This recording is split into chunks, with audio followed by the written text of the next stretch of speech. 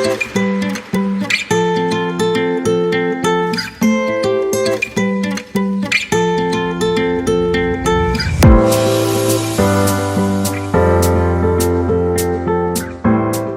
guys, welcome back to my channel, or welcome to my channel if you're new. My name is Judy, and today we're going to be doing a video on trusting God.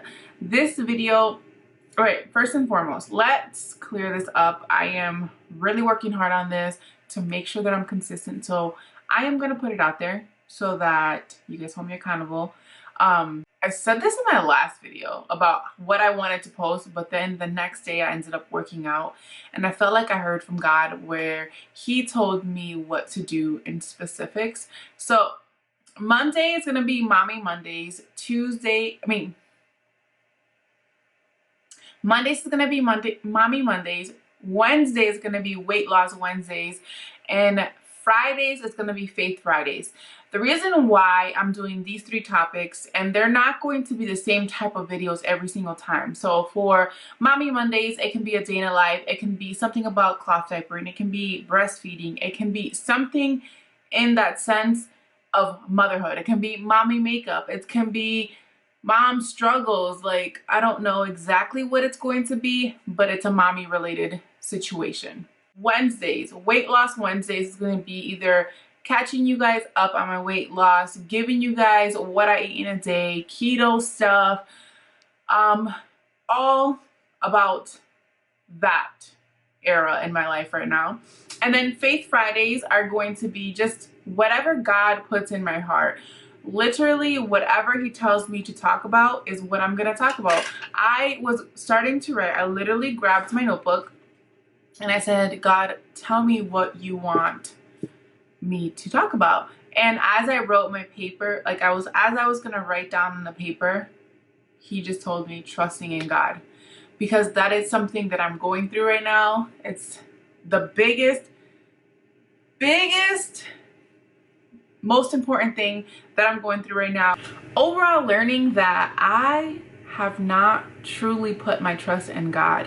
Overall, really understanding what it is to trust in the Lord, like full forth faith, like being faithful when nothing makes sense, trusting when nothing makes sense, trusting when you want to run away, trusting in God. It's a season to truly trust in God, to know that all things work for his good. Really believing in that and becoming what the Bible says for you to become. This season ultimately started for me when I moved to South Dakota. I was 8 months pregnant. I was a newlywed. And truthfully, what I held on to in the beginning of this process, in the beginning of learning to trust God, was the story of Abraham. It was literally right before I was coming here. I was still going to church religiously by myself, and God put that story out there. I don't know if it was my pastor's preaching or if I was speaking to someone. I think I was speaking to one of my leaders, Arlene, and she had mentioned that to me.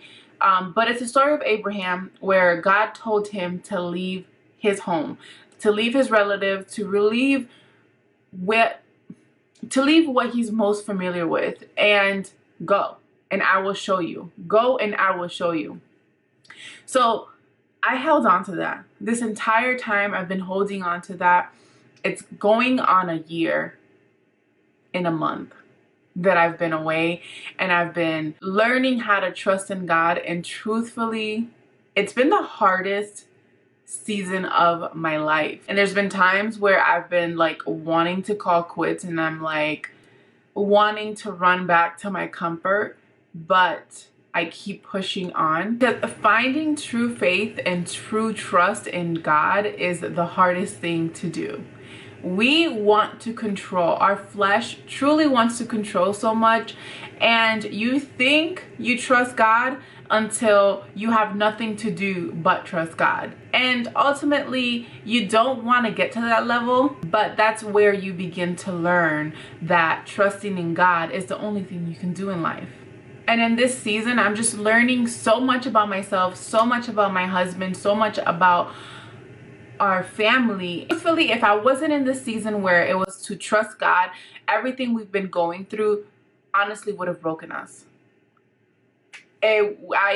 Sometimes I look back and I think to myself all the things that we have gone through, and one day I do plan on sharing, you know, our testimony and things that we're going through and things that we have gone through, but I just don't think it's time. I don't think it's time for me to open up about that, and I'm just waiting on God to reveal when it's time for me to open up and express my testimony with my marriage, with my family, and just everything we've been going through this season. And honestly, we wouldn't have gotten this far if it wasn't for grace. Grace from Jesus, and just the grace that we have within us to forgive one another in my marriage, or to forgive just what we're going through, to understand that He's going to use all this for His good. One thing that I feel like we ultimately continuously ask ourselves when we're going through something to trust God is why.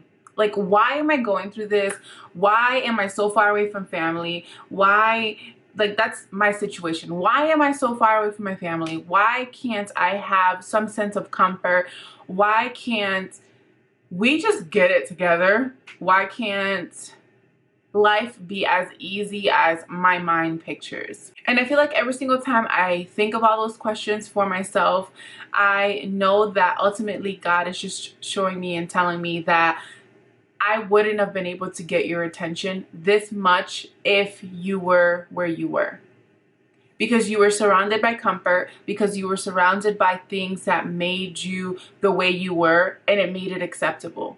But there's a lot of characteristics that I know that I'm working through, that I'm trying to eliminate from myself, and a lot of like hurt that I have within myself from just my upbringing. And, you know, not that I had a terrible upbringing, but there's a lot of things that I've held on to that I'm learning so that they don't continue to reflect in my marriage, so that they don't continue to reflect within myself, because they're not pretty things.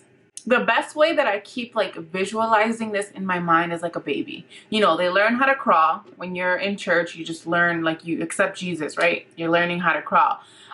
Then you learn how to walk, but you're being held. Your hands are being held to learn how to walk. And right now I'm in the season where God is like holding my hands, but He's also really letting me go. And as I'm walking, I keep fumbling and I keep falling, but He picks me back up, and I just keep walking, and I keep trying, and I keep pushing to learn to trust Him, so that I know that even when I don't feel like I'm being held, I'm being protected. I know that all things are going to work out, and I don't have to worry about it. I don't have to sit there and be filled with anxiety and depression and fall into the trap of the enemy, because I trust in God. And ultimately, just like the Bible says, in the end, you win. And then ultimately, when you learn how to walk, you'll learn how to run, and then you'll just continue to run for Jesus. And this is another visual that I have, like, you're running and you're running and you're running for Jesus. And when you fall and when you get tired when you're running, right? So when you get tired, you are able to stop for a second, look up, reach up, receive what you need from Jesus as you're running, because it's natural. You're going to get tired. You're going to be in a place where you need to learn, and you're just going to look up on God, and you're going to ask Him, what do I do now? How can you teach me how to walk this way? How can you guide me to walk this way in life? And how can you make me better? And this is where I really stress the fact that you should have a friend that you can rely on. If you're really struggling in this season and you're trying to trust God, have a friend. I have such a good friend, Leonise. I can call her, or I can send her a message and she'll call me, and we're just able to, you know, soundboard off each other. And sometimes she doesn't say anything. Sometimes I just text her and I like let go of what I'm going through in that moment. She doesn't respond, but she'll call me. And later on when she calls me, my mood is a little bit different. I'm like, or God already answers me before she even responds to me, and I'm like, I already got the answer. I'm just glad that I was able to send something out to you, and I know that I can confide in you. Have your pastors, you know, I'm so grateful for my pastors back home. I'm so grateful for the pastors that I have here, because I'm learning a lot, and I know that I can count on someone to speak to if I need to. And the best thing you will feel with having people like that is that you're strong. You have a strong force behind you, that you will be able to be vulnerable so that you can continue to grow. Because vulnerability is where you grow. Ultimately, when you're strong and you're trying to be stubborn and you want to be prideful and you don't want to reach out for help, you're not going to grow. I've learned, like, when people ask me questions now about life, and people, like, I'm sitting at dinner and someone's like, this is hard, this is a good like, I remember when I was home and I was talking to our pastors back home, and listen, when my pastor said something about this season is hard or something like that to me, I was like, it is. This season is so hard for me, and I'm learning and I'm growing, and I just got emotional in that moment. But I knew that I was strong enough, and I had the strength behind me to feel vulnerable enough to reach out.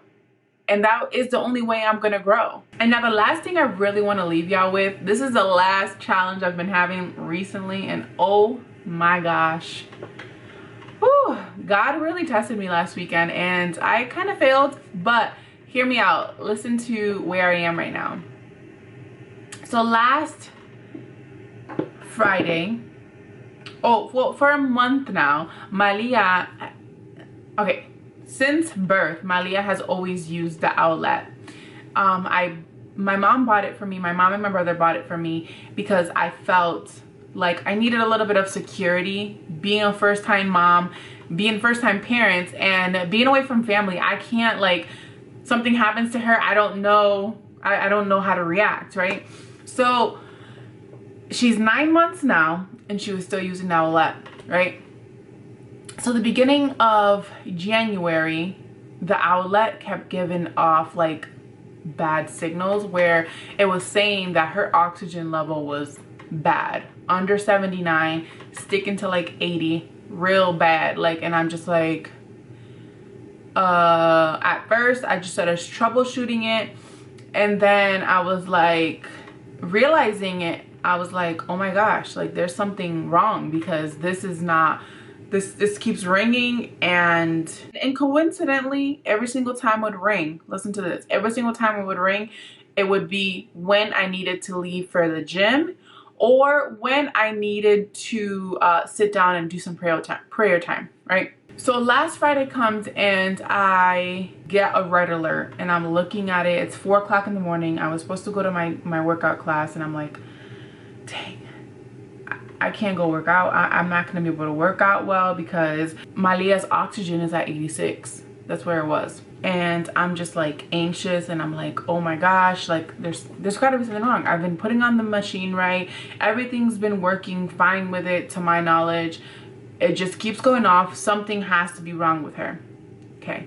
She wakes up 7 in the morning. The alarm, the thing was still like low. Her oxygen level was still at like 86.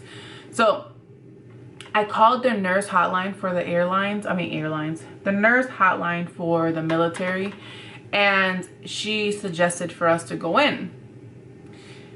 She gave me, every single person that I came across asked me these questions. Are her lips blue? And does she look like she's labored breathing? No, none, right?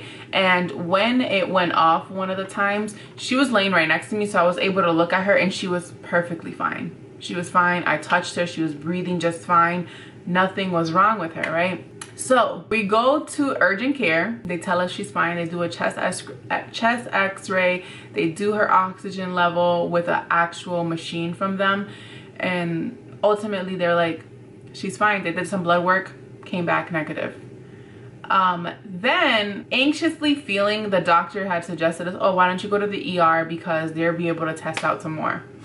On the way to the ER, the doctor calls us from the base, and he's like, you don't need to go. She's been growing healthy. Those machines are not accurate. And I, like, sassy me, I was like, how are you gonna tell me it's not accurate?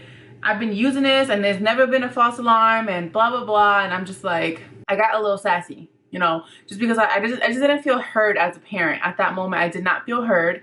So I ultimately was like, I'm going to the ER, I'm checking my daughter. And he was like, do you want me to run a chest x-ray? We can do that, I can refer you. And I was like, yes, that's exactly what I want you to do. And then he hung up. Go to the ER. Literally, we're in the ER for less than 30 minutes. So I can only imagine this was like a routine thing that they did for parents that went in there with the same situation. And they asked all the same questions, mind you, right? But the funny thing is as the last doctor, the third person telling me, no, she is fine. Her oxygen level looks great. She is healthy, she's happy. Every single time you look at her when all this alarms were going off, she was fine. So she's fine. So as I'm leaving, as I'm leaving and the doctor said that she was fine, I was like a little annoyed. And I heard God say to me, now are you gonna trust me with your daughter? Now are you gonna stop trusting in something that truly doesn't have any dictation on her life, any validation for her to be here right now? And I like was annoyed. But then I seen the number 6 and he was like, you are only supposed to use that for 6 months. I was only giving you that so that you can be calm for those 6 months. After that, she was grown. SIDS goes down. You don't have to worry about anything. She's fine. She is your daughter, but she's my daughter too. I'm taking care of her. So I heard all that and I was like, all right, I hear you. I've never used the machine ever since then. I stopped using it simply because I know I heard loud and clear God tell me to trust him with her. And I am a little anxious at night sometimes. I look at the monitor constantly to make sure that she's fine. I do follow all the protocols for her not to sleep with like blankets and stuff like that. But it's hard. Trusting God is hard, especially with your infant. Like, you want to be in control. You want to be in control with your daughter, but she's mine. She's mine. I'm just letting you borrow her. And ultimately, you know, like, fear does come within you. I feel like what no one talks about is the fact that when you become a mother, you are so vulnerable. Your mentality, your being, like, you're just vulnerable, and the enemy does attack. And he tries to manipulate your mind and tell you that he tries to manipulate your mind and give you visuals of crazy things. I know I'm not the only mom that sees visions of like the worst thing possible. And then it makes you a little anxious. When I leave the baby, I always say a prayer as I'm like backing out the driveway and my husband's here with the baby, because like I just need that mental clarity that God, you're protecting my family. But the enemy attacks where he gives you an illusion of things that aren't real. And as a mom, you have to discern that and just let it go and trust in God. As a person, you just have to let go of all the things that you want to control. Finances, your finances is just the only thing that really comes to my mind. Because a lot of people want to be controlled or wants to control their finances, but in reality, that's not what God wants us to do. Like, none of that, none of these monetary things in life matter if you don't have God. They don't matter, period, in general. None of these things in life matter, okay? God is the only thing that matters. Being Christ-centered is what matters. Focusing everything on him and trusting him that your story is written. Before you were formed in your womb, your mother's womb, I already knew you. So God already knew you from the beginning, and he has everything planned. And even when craziness happens in your life, just know that he's going to work it out. Just know that it's all for your good. Just know that this is the test for your testimony, and you are going to be able to achieve and move forward what he wants you to learn as you submit to him. So the more you submit, the more you trust, the more he can see that this is my daughter and she's following me, and I'm going to be able to bless her. I'm going to be able to show her. He's just trying. Okay, so you're trusting in him, but he's learning to trust in you so that he can give you something that he needs this world to have. Okay, that was just him because I didn't write that down. So trust him and only him, and he will show you. He will show you exactly what you need, where you need to be, how you need to be it, and it's all gonna be good. It's gonna be better than you've ever imagined. Way better. My hopes and prayer is that this video helped you, that you were able to leave a little bit closer, or if not, understanding that trusting God is exactly what you need to do in a season of like misfortune, adversity, like things that you don't understand. Just trusting in the process. Once you trust the process, you will find peace. Once you hone in and trust in God, he will be able to bless you endlessly, and you will be able to see that from the beginning you've been blessed endlessly. I don't have it all. We are working towards so much in life right now, as individuals, with my husband and I, and you know, as a family, and I've never been more content in my life. And of course I want more for my family, and of course once God sees my maturity, he's able to open the door of whatever else he has for my household. It's not your timing but his. So trust in him. And that's all I have to say in this video, guys. I hope this video blessed you. Like I said, I want to cover different topics, so if you have something else you guys want me to cover, comment down below. Let me know what topic you would like me to talk about, if I'm well versed in it, or if I'm like truly understand it. Like I only like to talk about things that I truly understand. If I don't have an understanding for it, I will do research and become stronger in it, but it'll take time. So if you suggest a video or you ask me for a specific video and I don't post it, it's because of that. But I like to understand things and really walk through them before I ultimately make a video and talk about it. Okay, I am done talking. Thank you guys so much for watching. If you haven't done so already, please subscribe to my channel, and I will see you guys on Monday for Mommy Monday. Bye guys.